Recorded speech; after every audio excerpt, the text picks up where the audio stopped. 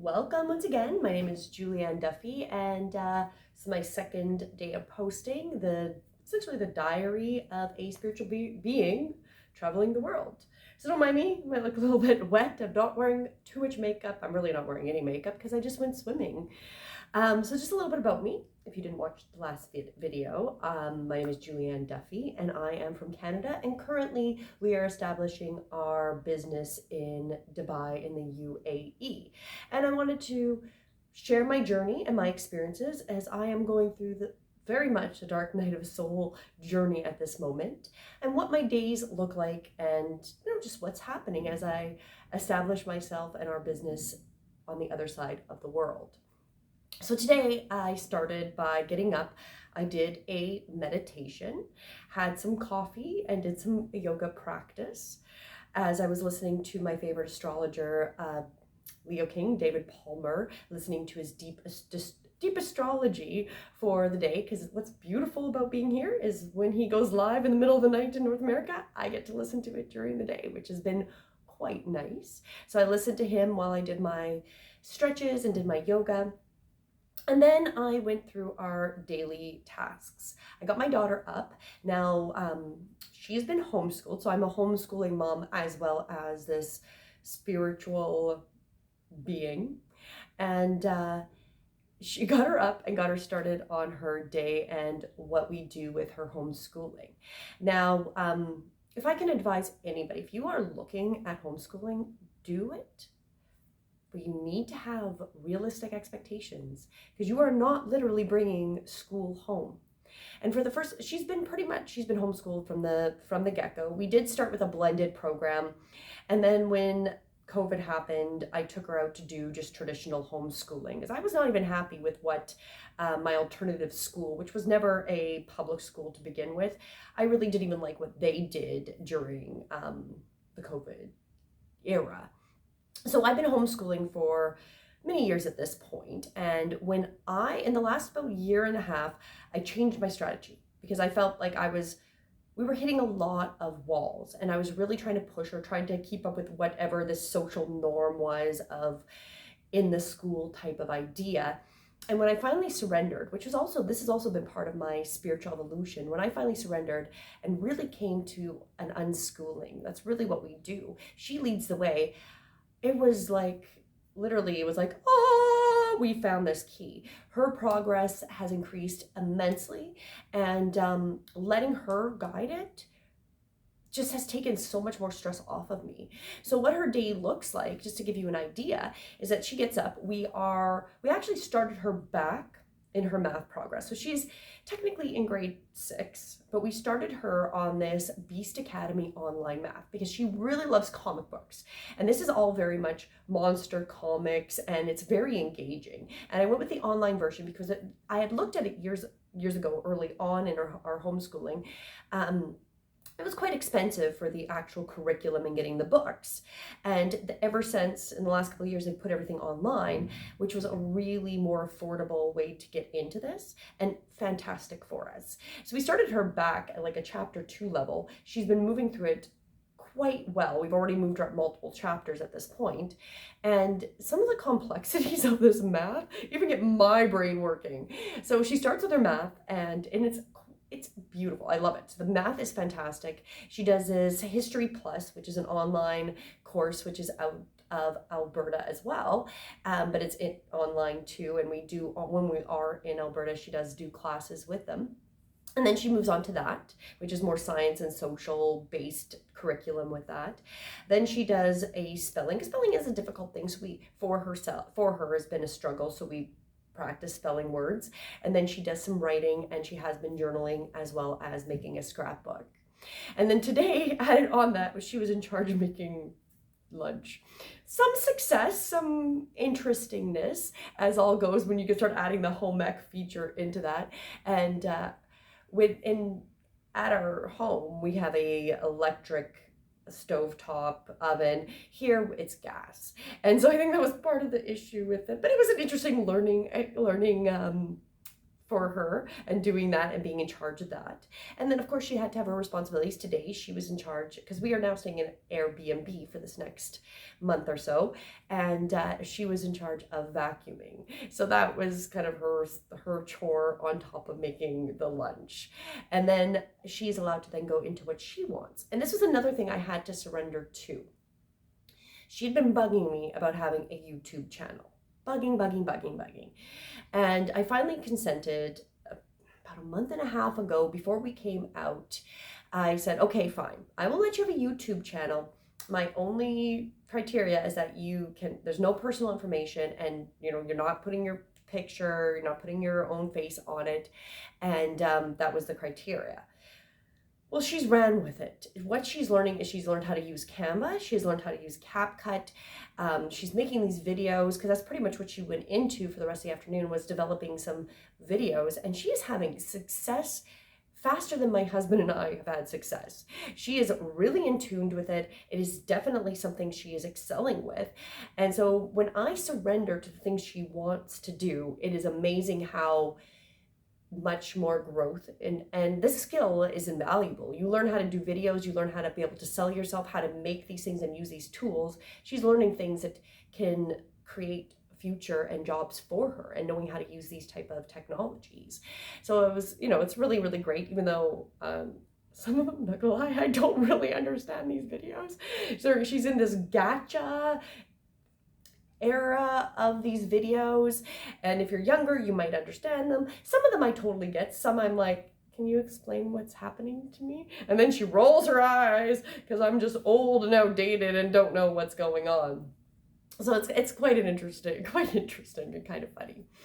So when she was working on that, I went into my module 2 of my Conscious Business Acceleration course. So I am also doing courses here. While we're here, this is not a vacation. This is us building a business and continuing with our daily lives in a totally different country. And that is really it. There's great experiences being in a different culture and just getting ourselves accustomed to what it's like living here. So we started module 2. So I started working on that, started doing my homework with that.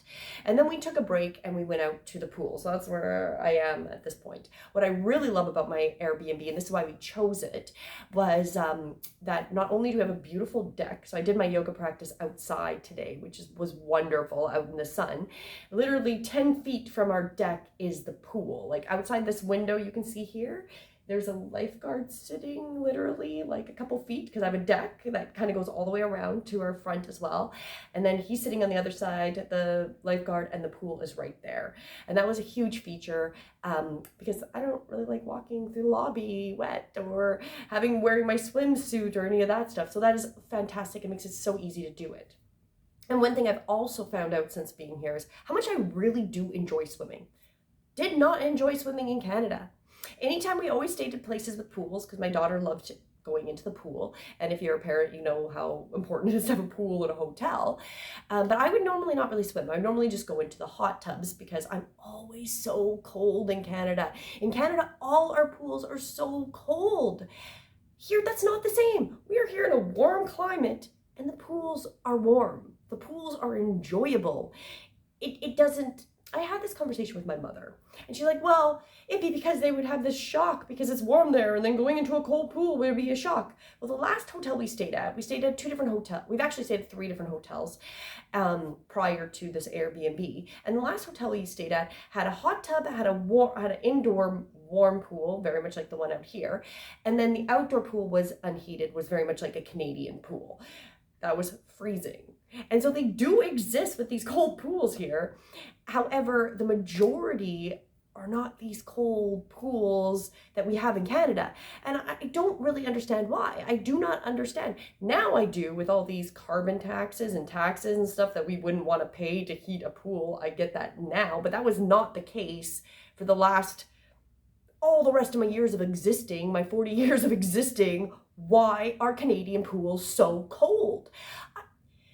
I just feel like there's just so many things in Canada that just show me that Canadians are treated like crap. Even our pools are cold for no apparent reason except for that the pools hate us as much as everything else. Like it doesn't make sense. I have never swam so much in my life. Now in this last month and a bit, I totally enjoy swimming. Now playing in the pool, I'm actually swimming in the pool. There's no hot tub here. I'm going out each day and swimming. I wanted to do laps, got a few done until I was almost drowned by my daughter, and she's chasing me, pretending to be a cop, arresting me that I didn't have my registration license to swim. So that was kind of fun, but not fun as she's drowning me, trying to capture me in the pool. So that's just an interesting perspective that warm pools, like I enjoy it. I don't need a hot tub. I'm not freezing in these pools. And it's not just the fact that like they're actually consciously heated, even, that it's nice outside. Now, fair enough, if you're a local, and it's like 24, 25 out, this might be cold for you if you're local in Dubai and you live here all year long, where for me, this is like a normal summer in Canada, right? So this is beautiful, and it's so nice to not be frozen and be like, yeah, I want to swim. I love swimming. I've swam so much. That's also why I'm kind of sunburned. I took my daughter last Friday to the largest outdoor inflatable water park off the beach, and it's the Jumeirah beach. It's a very touristy area. We got sunburned bad. I felt like my duty as a parent really sucked because I didn't reapply the sunblock enough, and it was a really hot day. It was like 29, 30 degrees outside, and we did not wear enough, and I'm still quite pink from it. You should see my legs. They're going back to normal. We're working on it. But it was a physical workout because we had to, every time you fell off of something, you had to pull yourself out. And some of the things you purposely jumped into the water, like there was the ropes and slides, and then you'd have to pull yourself out. And then there was climbing things. We were not only physically exhausted, we were burnt. And I saw some bruises I'm healing from just hurting myself, falling on these inflatable water park, but it was a lot of fun. So that was the next part of the day. We went swimming. My daughter tried to drown me. We're doing well. I worked on some videos. I got some more videos for the channel up, and then I'll be working on some more as well. I'm continuing with my modules after I'm done this. I also prepped for my session number 13 of Ignite Your Spiritual Journey. So I don't have very many people signed up for this. My students in Canada were very, very vocal, some of them, about how much they will never do anything online. There's no willingness to do anything online, not yoga at all. Like, talk about online. The resistance is absolutely insane. And I'm going to say it was really disheartening as well to know that all these people had told me, oh, you're my favorite yoga instructor. You're such a good yoga instructor. We love your classes. Wouldn't even try. They didn't even show up. I did a bunch of free sessions to build up so you can get an idea of what it would be like. They didn't even show up for that. So it's a very interesting thing when you realize that I feel like a lot of people are full of BS. Like, you won't even try. How do you know if you didn't even try? Well, there's a hurdle in your own life when you aren't willing to try something different. So that is, again, a struggle I deal with Canada, is that people say one thing, like, oh, you're so great, but they're not willing to follow you or try something different. But on the positive, I do have one lady who will do, thus far, anything online I offer. And even though it's a very small class, she's getting an intimate process where we are looking at our chakras, we're looking at the 8 blends of yoga, we're doing a yoga class as well. So it's about an hour and a half, sometimes it's 2 hours. She's got a smoke and deal for this, and it's literally a private session she's receiving. And I prepare, and I'm up, because we're doing it at 7 o'clock Mountain Standard Time. That is 6 a.m. here. So I have to get up super early to get myself ready and set up for her. But I show up because I promised to do that. And I'm not going to let her down. I'm not going to not throw it. I'm going to go and commit to it because that's the type of person I am. I'm not a flaky person. I'm not going to ditch you. I'm not going to give up on you. Even if I only have one person, that's one person that at least trusts me enough and knows and appreciates what I have to offer. And I'm going to do that for that person. we have a few more sessions left, and she's going to continue, and I'm going to continue meeting with her and doing it. And I will commit to planning the program for her and waking up super early to get that program and meet her and do that with her. Because, you know, I do believe that we can all ignite our spiritual journey. I'm working through it on a daily basis. And if I can assist even one person, that is me working towards my divine plan and my divine process as a human. So I got that prepped as well today. I do need to do some more videos. I don't know if I'll get those done tonight. We'll see how that goes. And I do have to do an email. Part of my Ignite the Spiritual Journey, I am doing a daily inspirational email to keep you on track, reminding you, working on the daily rituals, giving you an inspirational quote, which those are what are my, if you're following on YouTube and you get my daily inspiration that's showing up, those quotes are coming from my daily inspirational emails that I am sending out to the people in my class. And then continue working on my module 2. I've got a little bit more homework to do. I did most of it, but I'm going to continue with this first part of this module, maybe start to listen to the next part so I can get ahead on that. And then of course, this was my daily video, was to get on that list and do that. So pretty much that's how my day is going. Lots of stuff that I've done thus far. Got to go prep dinner, get that started while I'm continuing with my modules and maybe getting another video out. Gonna make a great attempt to get to bed early, which is difficult. Now I know I follow the 10X rules. If you follow 10X, lots of great ideas, but it's very unspiritual. It is not spiritual at all. I struggle with some of it because it's so surface. I am not a surface person. So there's a lot of it where I'm like, are you kidding me? Like, I've been part of this coaching group and I'm trying to not be judgy, but when you literally have to go into this coaching WhatsApp to talk about being motivated to do a basic daily thing, I feel sad if that is where you're at, that you need somebody to literally pat you on the back. And I feel like that is so, if you can't motivate yourself for basic daily things, we are doomed as a humanity. If you can't motivate yourself, now it's when you get to those big things, totally. You know, like I got this big hurdle. Great for you, awesome. But sometimes my own internal judgments, which I'm working on, really judge people when it's like, you drank your water today. You made it out to the gym today.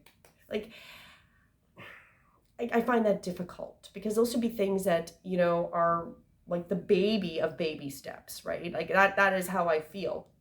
So it's interesting dealing with the 10X because a lot of those concepts are also being covered through my Conscious Business Acceleration course. But I resonate with that so much more because it's all based on spiritual growth. It's all based on getting over our own spiritual blockages, our own traumas, and to build our businesses, to build our life where we want to go. That resonates with me. When that's not part of it, it's a hard sell for me to be part of things. And I sit there going like, this just seems too surface, too basic. And it's not a deep enough program. So these 10X stuff I find is just surface. This Conscious Business Accelerating group, deep, going into healing myself, because I know a lot of my own issues are traumas that I need to deal with, and dealing with those things that need to come up and be dealt with so we can progress and move to that next step to manifest that 10-figure business or whatever we're trying to create in our lives, right? So it's a very interesting to be part of both of those. My husband got me on the 10X because that's what he's been doing, and it's been very successful. My husband uses those programs, so don't get me wrong, like it's got a lot of fantastic tools that are very, very important. But this coaching group I'm with drives me a little insane sometimes because it's so surface. And I know it's because there's people of different cultures and different religions that are part of it. And I think that's why I can't really go deep into that spiritualness, because, you know, they don't want to push spirituality because it may be against your religion. But if you're religious, it should be spiritual. It should be about connecting to that divine. That should be something connected. Unfortunately, religion is a massive blockage. I really do believe it. Not to be offensive, but if you are very religious and believe a book and indoctrination that was written by a man, because his story is history. History is his story. It's the winners that are telling you this story, right? That's the same thing as the Bible. There is actual ancient scripture. And when people read it, you come to some people like, I think his name's Carson. I can't remember his last name, but he's one of those people that has dug into the scriptures, like the traditional scriptures, that all the Bibles, all the different biblical texts, no matter what religion, is based on. And it unfortunately goes to a very uncomfortable idea for many people that are very much in the dogma of religion, that the aliens are what created a lot of this stuff and created these texts. Some of the information is about how to survive the Anunnaki and the giants from eating us and killing us. There's stories that translate as this one guy is walking a path, going wherever, sees a giant who is confronting a family. The family doesn't say what he wants or doesn't do what he wants, and literally pokes the human, kills the husband. The wife cries, kills the wife and the kid. He goes and says the best you can do is hope that they can't read your mind, and that you go dig a hole to hide your thoughts so they don't see you. You know, unfortunately, I think Scientology is kind of more correct, except for it's a cult, because anything that keeps you away from your family and anybody who doesn't believe the same thing is a cult. But I think this is going to be part of our realization as we go through the spiritual progress, is that the religions aren't based on what you think they're based on. They're all from these scriptures, they're all from the same scriptures, which are warning us about the alien entity overlords. So there's this base of religion is not helpful to majority of people. Religions have things that keep you from helping other people. One thing I did learn, which is an unfortunate learning, is that in the Muslim religion, it's okay to lie to non-Muslims. That doesn't make you a good person in any way, shape, or form. And if you believe that, that is wrong. That is so wrong. It is very much like all these things that are wrong in these biblical texts. Christianity is things wrong. Judaism, break it down, they support genital mutilation. Like circumcision is genital mutilation. That's wrong. So these are the things that we have these stigmas to. It's not to be offensive, but you have to look at what you're following and what they're teaching you. And if you come to a base spirituality where you are connecting to the divine, to God, to the purple being in the sky, whatever you resonate with, and having that connection with it, that is more true than any of these dogmas where you have to go to confession and you have to confess and go through a man to the God. No, you are a divine spiritual being, and that is the truth. There is nobody between you and your connection to spirit.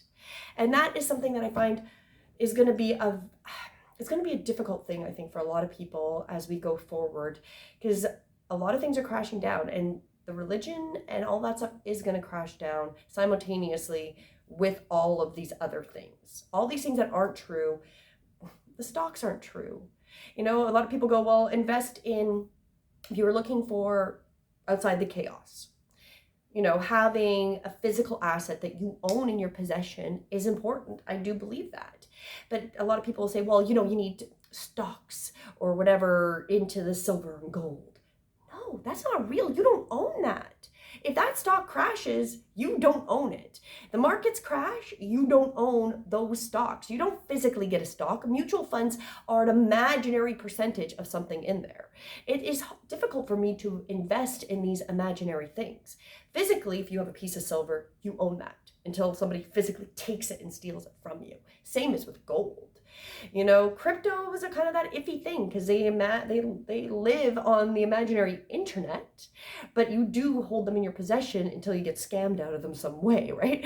And that's probably going to be one of our ways, is going to be a digital currency, but hopefully a digital currency that is backed by something that's real, like gold or silver or a resource. You know, if you physically own your home outright with no debt, great. If you do have debt, that can be taken away from you, right? So these are just the learnings, and just something I guess I went a little bit off on the tangent with, as I will probably do on a daily basis. But that was my day. That is some of the things to think about and consider, and it's never to offend. It is really my purpose, if you listen to any of my videos, is to live, speak, and seek the truth in all forms. I started this spiritual process back in 2010. 2010, I had literally my midlife crisis, which was before I was even midlife, of where I really, it was like my whole life was eroding around me and things did not make sense. One of the biggest things that pushed me was like, I'd hear a story on the news, but we'd never hear what happened after. And I'd be like, there has to be a truth. Like, where is the truth?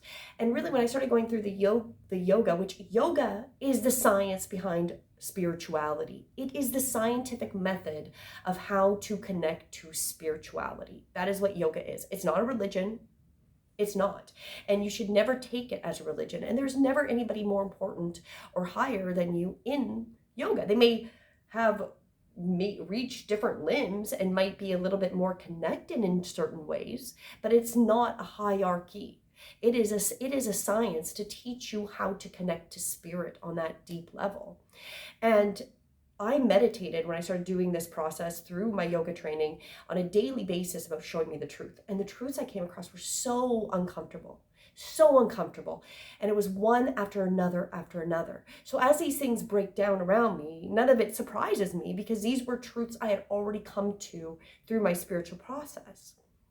And one of them is, you know, how this realm is working, how much we follow lies and deceit. And we are participating openly in lies and deceit because we've been trained to. And, you know, the reason you never hear whatever happens is because a lot of these things are never actually fixed. They're not. There is nobody, you know, like there's not a lot of good news. We don't see good news. Good news doesn't sell. If you want good news, you need to start following good news. If you know, and finding it yourself. But what sells is fear and bad news. That's what people crave and dive into. And even myself, I'm guilty as much as anybody else to see that, because I see all the disheartening truths of reality.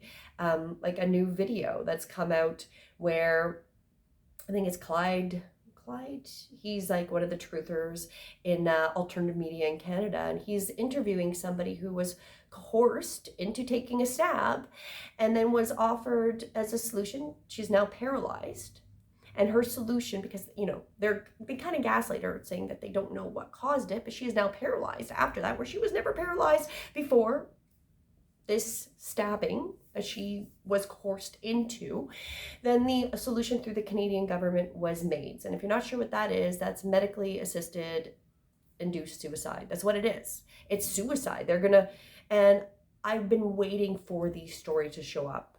I inherently knew that was why the government of Canada has been pushing MAIDS, that they pushed back, they rolled it back a little bit on the mental health, because they were really trying to push that if you have mental health issues, that this would be your solution. So if you're depressed, well, we'll just suicide you off. That's our solution now. And there was so much pushback that they're like, no, we'll push it back. And I think it's like to 2026 or 2027 or something ridiculous like that, right?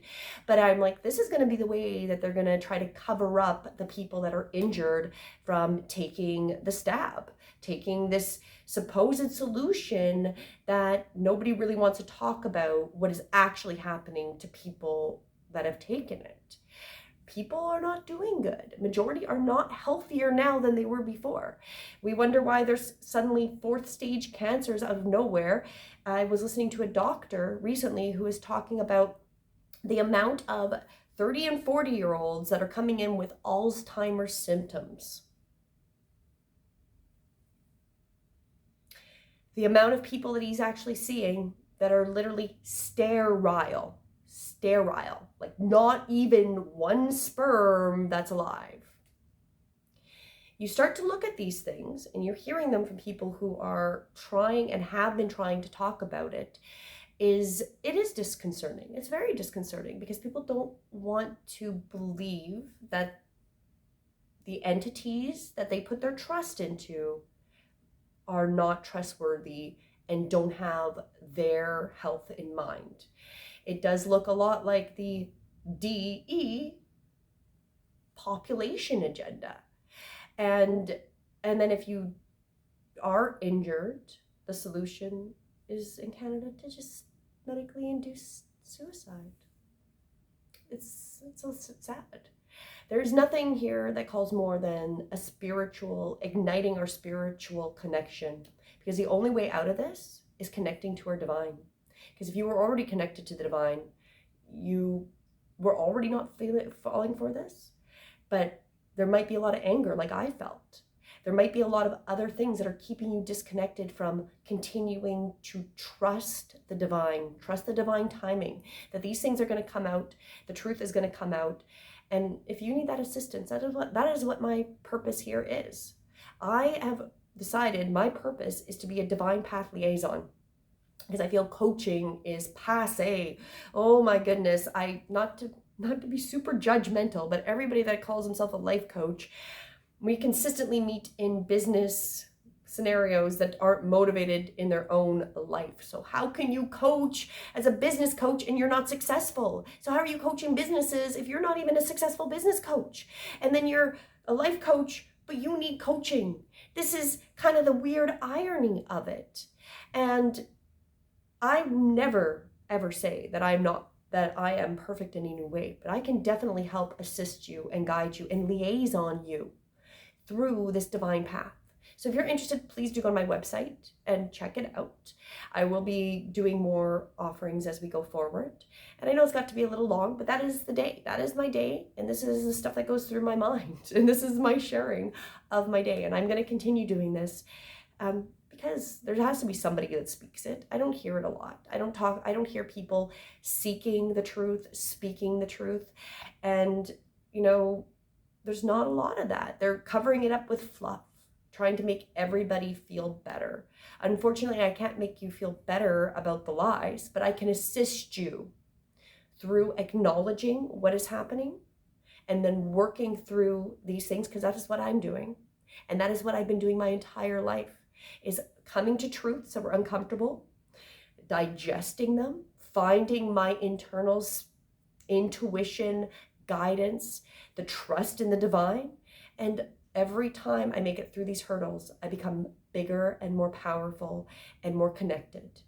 And even as I'm right now going through a dark night of the soul with my post-traumatic stress disorder from being in Canada, it drives me to a new level of empowerment within myself that I can now guide, because now I've gone through this, and through this trauma of complete distrust. I didn't trust to begin with, but now complete distrust, and rebuilding my trust within humanity and with humans and with the systems around me, that, okay, these aren't trustworthy, but not all humans are distrustworthy. And then building my spiritual connection around these new truths that I am now dealing with. So hopefully this has inspired you, not depressed you in any way, shape, or form, but I will continue sharing my truth and filling you in on what I'm doing each day. So always have a beautiful day. Until tomorrow, namaste.